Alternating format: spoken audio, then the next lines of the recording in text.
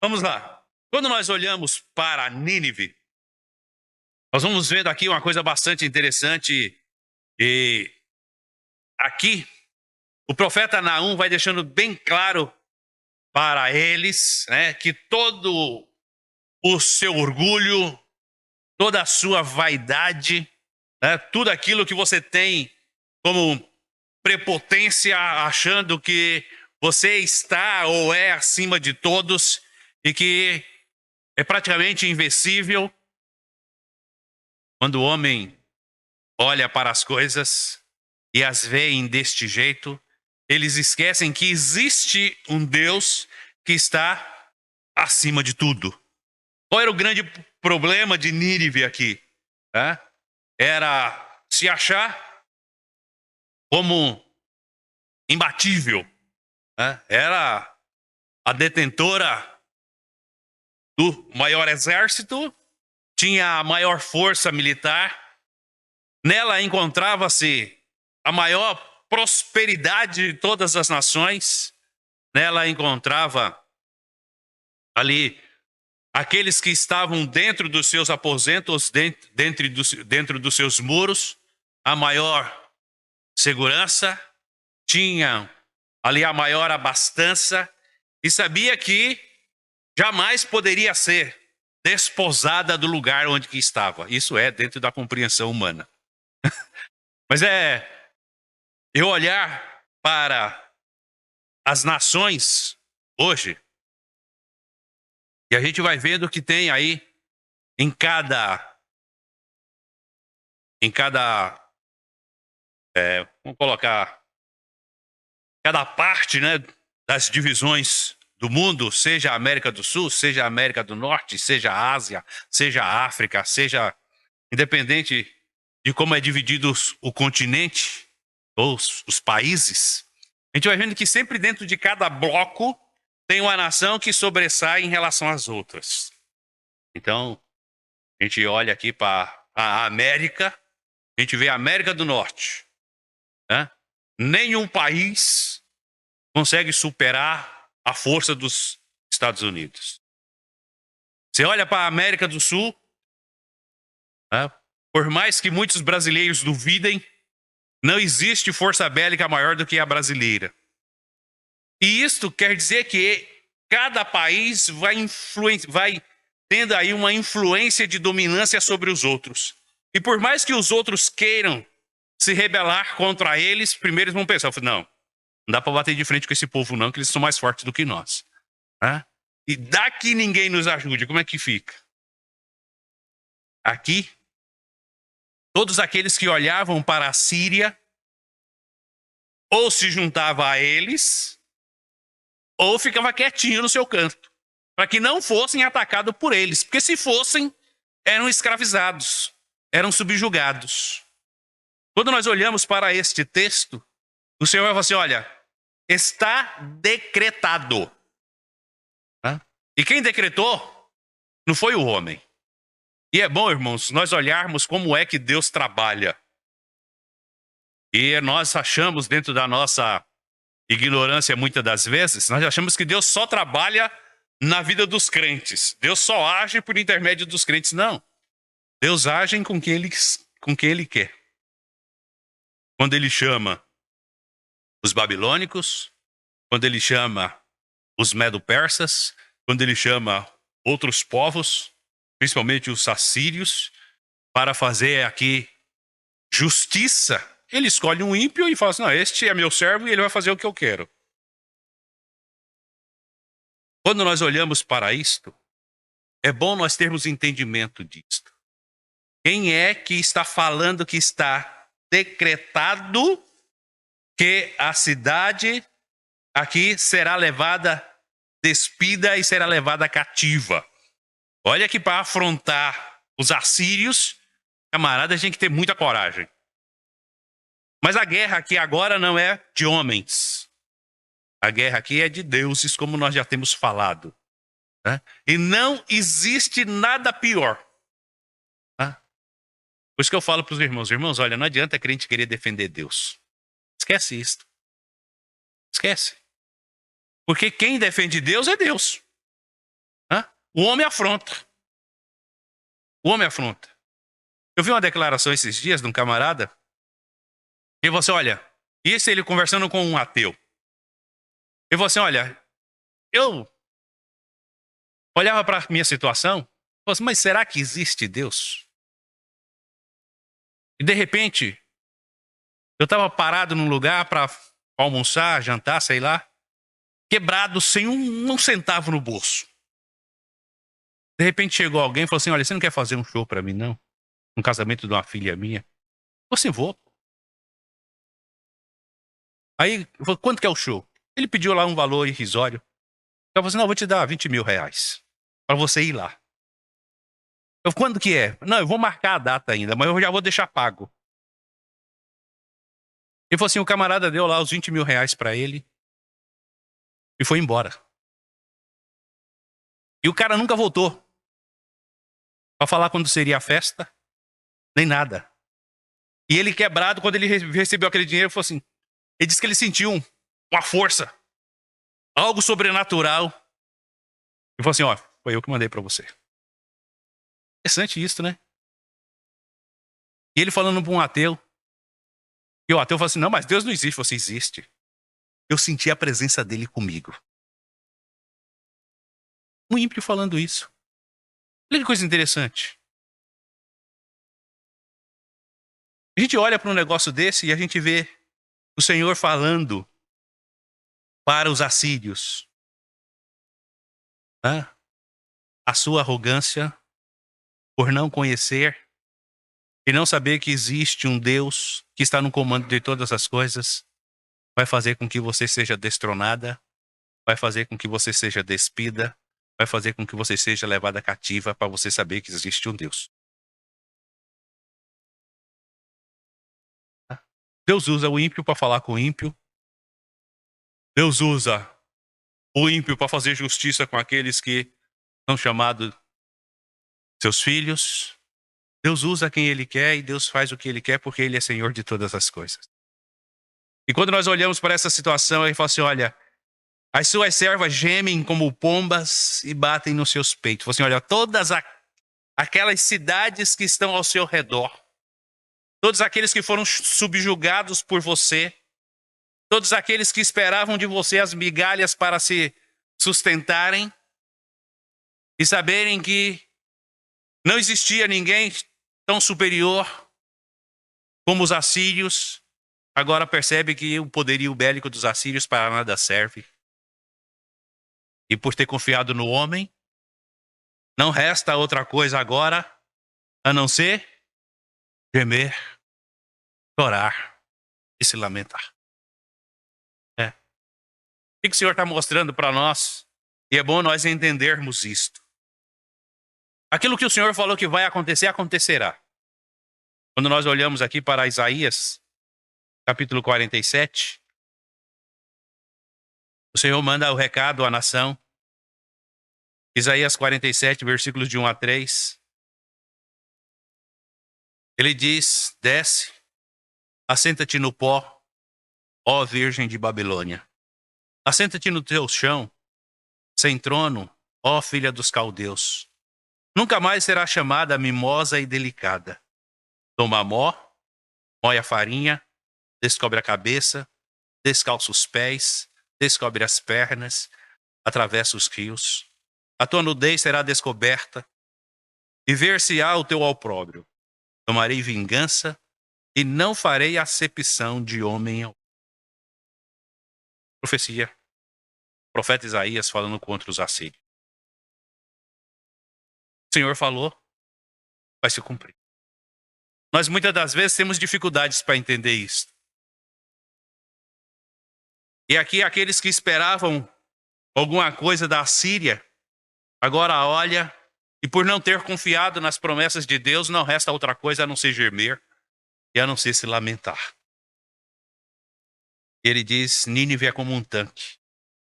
As suas águas agora fogem. Parai, parai. Clama-se, mas ninguém olha para trás. Né? Como nós falamos aos irmãos aqui a semana passada, Nínive tinha uma barragem de 4.000 e poucos metros, onde tinha um tanque que represava água. E nas suas laterais tinha tanques enormes fazendo diques de contenção. Quando Nínive está para ser invadida, o exército cerca a cidade e vai permitindo que os seus tanques vão enchendo. Enchendo. E eles vão enchendo e eles vão acabar inundando a cidade. Demorou 3 anos para que a cidade fosse inundada. Quando os irmãos olham, vai lá em Brasília, olha pela foto, vê lá aquele espelho d'água na frente dos palácios. Né? Para que é aquilo? Aquilo é para impedir que a pessoa chegue, se aproxima em volta do palácio por um outro local de acesso, a não ser pela rampa. É isso que acontecia aqui. A cidade inteirinha cercada por diques de contenção, cheio de água. Então, para alguém passar por ali, ele ia ter uma dificuldade maior até chegar nos muros para invadir a cidade. O que o exército faz? Deixa aqueles diques encher até a boca. E quando ultrapassa o muro, começa a inundar a cidade. E agora ele está falando aqui que aqueles que estão agora, Nínive é como um tanque e as suas águas forgem. Porque a água sobe e inunda a cidade, porque a cidade era toda murada. E aqueles que estavam dentro, sendo abrigados pela própria água, agora tem que fugir, porque se não fugir, morrem afogados. Nós falamos aqui a semana passada, aquilo que o homem cria como proteção, sem confiar nas providências de Deus, torna-se o seu próprio inimigo. Não tem para onde correr. E nós vamos vendo isso aqui a cada instante. Qualquer segurança é em vão. Quando nós não confiamos a nossa segurança na mão, foi isso que o salmista diz. Se o Senhor não guardar a cidade, em vão é a sentinela dos que o vigiam. Porque é assim que funciona. E aí você, por mais que gritem, por mais que clamem, aqueles que fogem, mesmo tendo usufruído de todas as benesses que aparentemente tinha dentro da cidade, nem para trás olha. Nem para trás olha. Por que não olham mais para trás? Porque não tem mais nada lá dentro que lhe interessa, a não ser poupar sua própria vida. Olhar para isto e não ter entendimento daquilo que o Senhor realmente busca em cada um de nós, traz a nós uma dificuldade muito grande de compreender o que é um homem em desespero, fugindo da presença de Deus, e em vez de poupar o que melhor tem valor, dá valor a coisas menos importantes. Você olha para sua casa e de repente você tem um quadro, uma foto da sua família na parede, ou de um filho, e aquilo para você tem grande importância. E de repente a sua casa pega fogo. Você vai pegar o filho ou vai pegar a foto? O que o Senhor está falando para os ninivitas é exatamente isso. Enquanto tem vida, tem esperança. Mas quando nós damos mais importância àquilo de menor valor, nós perdemos as nossas vidas. E o que o Senhor fala aqui para este povo é exatamente isto. Aqueles que irão invadir Nínive não vai levar outra coisa, a não ser aquilo que os ninivitas dão maior importância, que é a prata e o ouro. Só leva prata e ouro. O resto vocês deixam.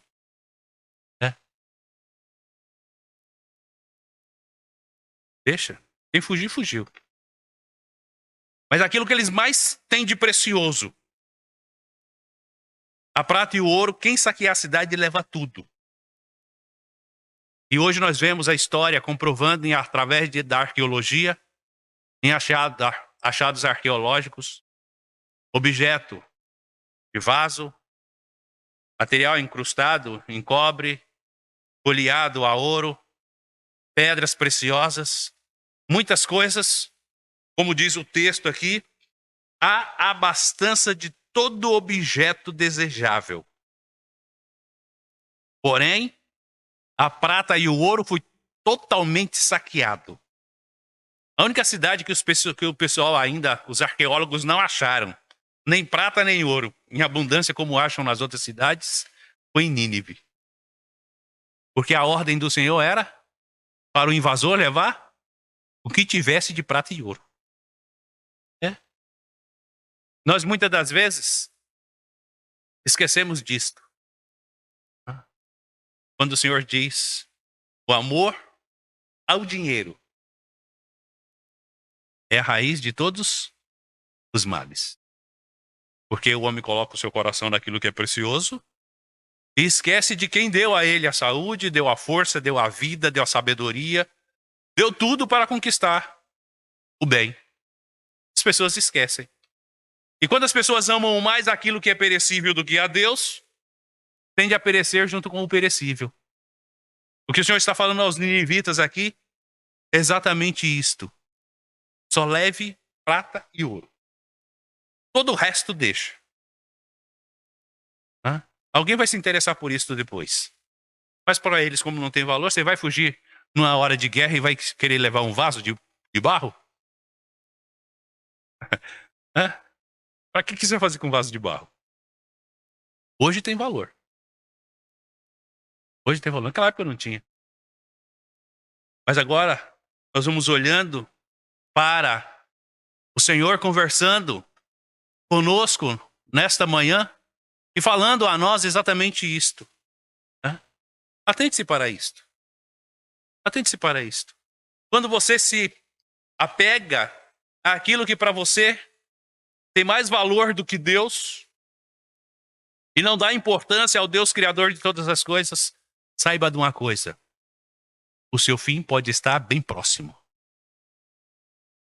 Uma vez desprezando o Senhor. O que aconteceu aqui foi exatamente isto. E não resta outra coisa. Depois de ter perdido, amargar pela perda. O Senhor diz aqui, ela está vazia, esgotada e devastada. Derrete seu coração, treme os joelhos, e em todos os lombos a dor. Todos os rostos empalidecem. Não tem muito o que fazer. Não tem muito o que fazer.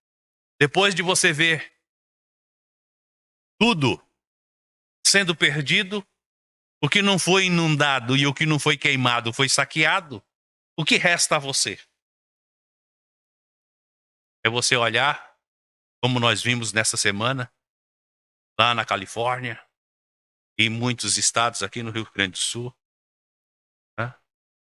uma tempestade enorme passando, varrendo tudo, e as pessoas olhando e falando assim, 50 anos da minha vida, 40 anos, tudo que eu tinha investi aqui.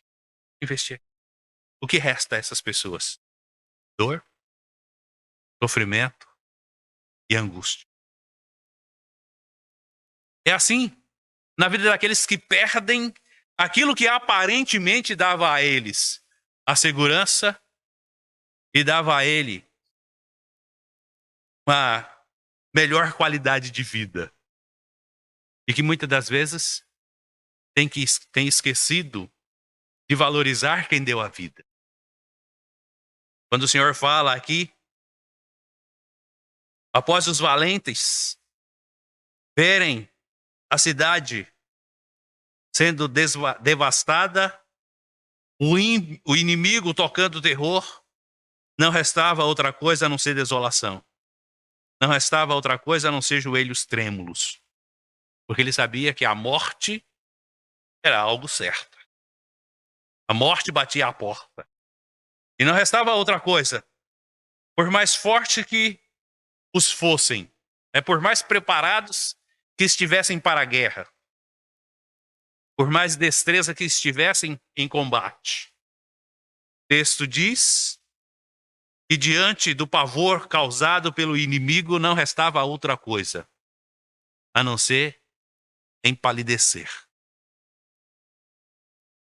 É estar vivo e, ao mesmo tempo, estando vivo, ver o corpo sem sangue. E sem sangue não há força. E sem sangue não há resistência. Não tem quem empalidecido esteja preparado para o combate. Não existe isso. Não existe. Camarada pronto para combate, ele está rosado, ele está vermelho, está com sangue no olho. Né? Gente pálida não entra em combate, não entra em guerra. E aqui não restava outras coisas para os ninivitas, a não serem se entregar para o exército inimigo. E o Senhor está falando exatamente isso. Qual é a pergunta que o Senhor faz? Onde está agora o covil dos leões? O lugar onde alimentava os leõezinhos? Onde passeava o leão, a leoa e o cachorro do leão, sem que ninguém os espantasse? Onde está? Não se acham outras coisas como objeto que identifique mais os assírios do que estatuetas de leões, quer sejam eles alados, né, com asas, quer sejam eles com cabeça de homens. Porque para eles aquilo era tudo. Da mesma forma que eles invadiam, ou eles viam as cavernas dos leões e os seus covis, e não restava outra coisa dentro a não ser ossos das suas presas, a destruição que eles causavam, aquilo para eles era o orgulho. O símbolo deles era o leão. Porque não existia nada, nenhum predador mais devastador e que causasse mais terror do que eles. E a gente vê isso. Você que assiste esses filmes aí, você vê. É um ou outro animal que, quando corre muito perigo, ousa atacar os leões. Mas são poucos. Porque não existe ninguém que não goste de carne que vai abater alguém para devorar a sua carne. Não existe. E o reino animal é assim. Quem come erva não come carne. E quem come carne não come erva. Este é o mundo. E quem come carne está pronto para devorar. Está pronto para abater. E numa hora que um que come erva ousa atacar quem come carne, ele sabe que é questão de tempo, ele vai ser devorado por aquele que ele atacou. E os assírios sabiam disso. Assim, quer alguma nação se levante contra nós, será destruída. Porque se rebelou contra aquele que tem a maior força e tem o maior poder. E eles faziam questão de fazer isto. E levar isto à frente do seu exército para mostrar realmente para os seus inimigos, para aqueles que seriam oprimidos, que eles realmente eram predadores. E fazia questão de levar a sua presa para dentro dos seus covis para oferecer como troféu. E aqueles que o vissem, não, tem que respeitar. Porque se aquele foi abatido, nós teremos também. E o Senhor pergunta agora a eles: onde é que está? Onde é que está toda esta força? Onde é que está todo este poderio? Onde é que está toda esta vontade de destruir? E aí, aquele que era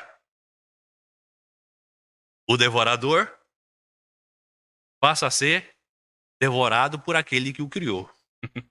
Sim. E é bom, irmãos, nós irmos olhando para isto. Esta história aqui, que o profeta Naum conta dos ninivitas, eu falo para os irmãos, nós, brasileiros, que olhando para a história, a última vez que se tem conhecimento de combate com brasileiros foi na Segunda Guerra. De lá para cá, oh, se um estado ou outro resolveu fazer alguma coisa, né? Igual um tempo atrás aí, né? O Sul resolveu separar dos outros estados do Brasil. Então, do Paraná para baixo, resolveu separar-se de São Paulo para cima. Nós não queremos contato com esse povo. Pensaram em tornar-se independente. Rapidinho, pessoal, opa, calma aí, não dá pra gente fazer isso não, vamos ficar quieto por aqui. Dá pra caçar confusão com esse povo não. Para com isso. Para. Não entre em combate. Vai combater com o próprio, com o próprio irmão? Não tem como. E por que não fizeram? Porque não tinham força suficiente para fazer. Porque se tivesse, fazia. É assim que funciona. Quando nós olhamos para essa situação aqui, o Senhor está falando para nós exatamente isso. Quando o inimigo se levanta, e ele já percebe que a força não está mais nele, mas no outro, não resta outra coisa para ele a não ser baixar a guarda e se entregar. Os ninivitas agora olham para si mesmos e percebem que não tem mais o que fazer. Por mais que olhem para a sua cidade, por mais que olhem para o seu povo, e ainda o seu exército não tinha sido abatido, mas agora o povo não tinha mais sangue no olho, não tinha mais gosto de sangue na boca, porque faltou sangue. Empalideceu-se os rostos e tremeram-se os joelhos. Como é que vai para o combate? Mesma coisa a gente olhar para o pessoal, quando está lá no octógono, lutando, né? E de repente um recebe um soco no queixo. O joelho balança, o camarada não consegue mais ficar em pé e o inimigo chega lá e nocauteia. O joelho tremeu, acabou a força do corpo. Não é assim? Quem já passou dos 50 aqui vai perceber isto. O joelho começou a doer, não resta outra coisa a não ser catar uma bengala para fazer apoio. Não deixa mais o corpo em pé. É assim que a vida funciona. E o Senhor está falando aqui para os assírios.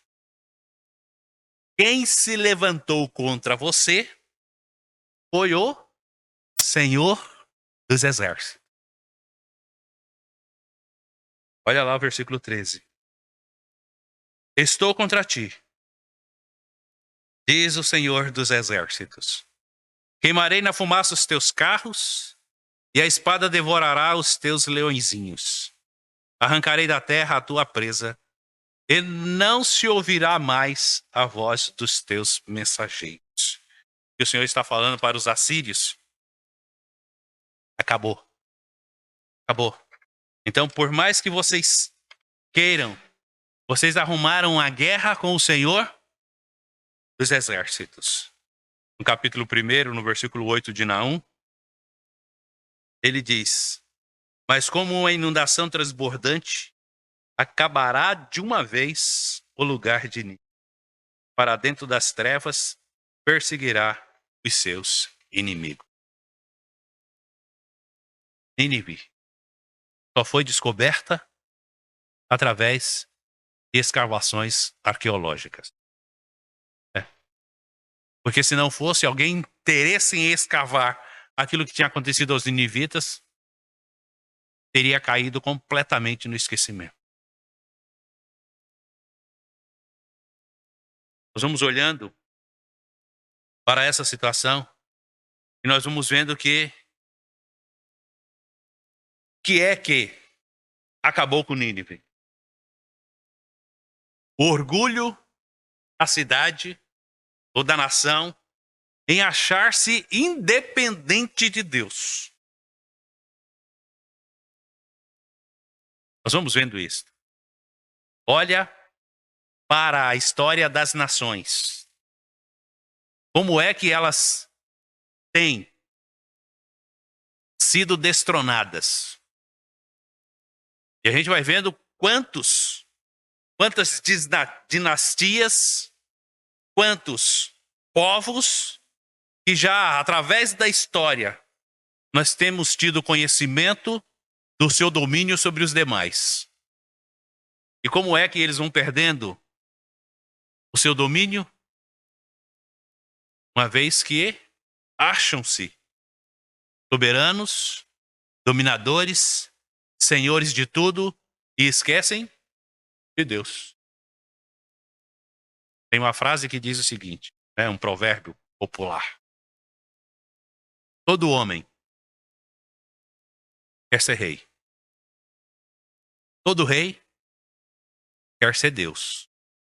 Mas só Deus quis ser homem.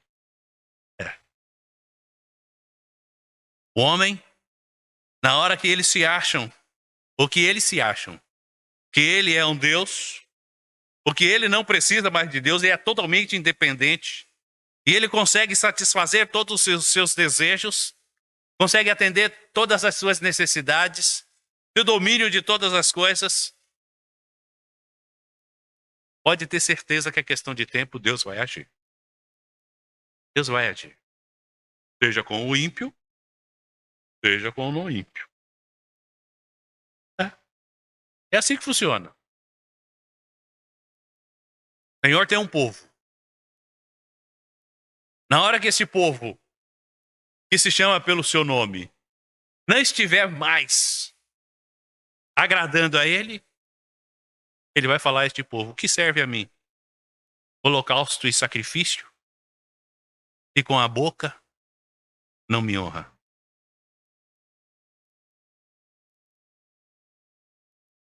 Melhor obedecer do que sacrificar. Quando o ímpio olha e percebe que já não precisa mais de Deus porque ele é Senhor de todas as coisas, o Senhor arruma alguém em questão de tempo para o oprimir e fazer justiça. É assim. E nós temos que entender. E é o que o Senhor fala aqui aos auxílios. Quando a fumaça começar a sair do fogo, e quando as chamas começar a aparecer, assim que o fogo começa a queimar, neste curto espaço de tempo, entre a fumaça e o fogo aparecer, será o tempo que será gasto para que seus carros e cavaleiros oninivitas sejam destruídos. Olha que coisa interessante. Todo o império construído em centenas, em mais de 100 anos. O Senhor, no estalar de dedos, colocou tudo para água abaixo. Qual é o cuidado que nós devemos ter? É que quando nós já nos acharmos autossuficientes para fazermos todas as coisas, porque Deus já tem nos dado saúde, tem nos dado força, tem nos dado emprego, tem nos dado salário, tem nos dado casa, tem nos dado carro, tem nos dado, tem nos dado, e nós estivermos satisfeitos, não fazermos como o rico fez.